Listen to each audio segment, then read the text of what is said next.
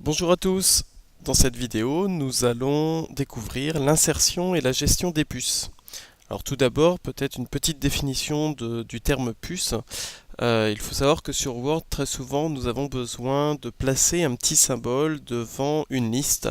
Donc que ce soit un carré, une flèche, une étoile, voire même un petit tiret.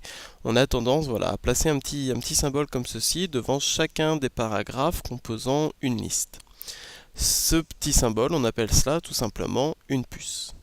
Alors pour voir l'exemple, j'ai en dessous pris du texte sur lequel j'ai ici une liste, alors coupée en différentes parties d'ailleurs. Je vais commencer par sélectionner la partie sur laquelle j'aimerais ajouter un petit symbole. Donc devant le médoc, les graves et le sauternais, j'aimerais ici pouvoir placer quelque chose. Après avoir sélectionné le texte, je viens cliquer sur le bouton puce. En cliquant sur celui-ci, automatiquement, une puce va être ajoutée devant chacun des paragraphes.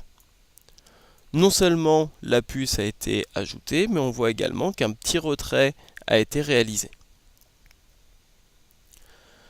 Par défaut, la puce utilisée est un rond noir. On va pouvoir modifier cette puce si souhaité. Pour cela, le texte étant toujours sélectionné, je viens cliquer sur la flèche du bouton puce. En cliquant sur cette flèche, on me propose ici un certain nombre de puces correspondant aux dernières puces qui ont été utilisées sur cet ordinateur. Je pourrais bien sûr utiliser l'une d'entre elles en cliquant sur celle souhaitée. On va plutôt voir ici comment on peut choisir la puce qui nous intéresse parmi toutes celles qui existent. Pour cela, je vais cliquer sur Définir une puce, puis sur Symbole. On arrive sur un écran qui nous propose un certain nombre de puces. Celles-ci ne sont pas forcément très intéressantes à utiliser. Alors il faut savoir que tous les caractères présents à ce niveau-là sont liés à la police présentée à ce niveau-ci. On va donc ici modifier la police. Je clique et j'irai tout en bas choisir la police Wingdings qui correspond à la police la plus intéressante à utiliser pour obtenir des symboles, des caractères intéressants pour les puces. Après avoir choisi la police Wingdings, j'ai donc ici un certain nombre de puces intéressantes. Il me suffira de cliquer sur celle qui m'intéresse. Pour l'exemple, je vais par exemple prendre celle-ci.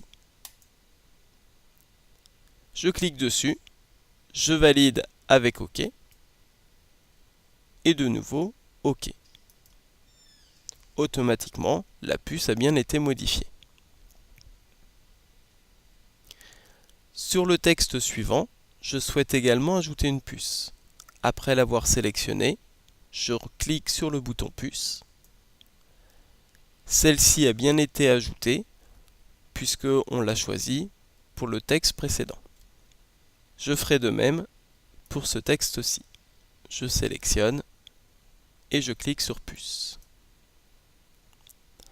Ce que nous venons de voir ici par rapport aux puces, nous aurions pu faire exactement la même chose avec le bouton numérotation si on avait souhaité numéroter le texte au lieu de placer un symbole dessus.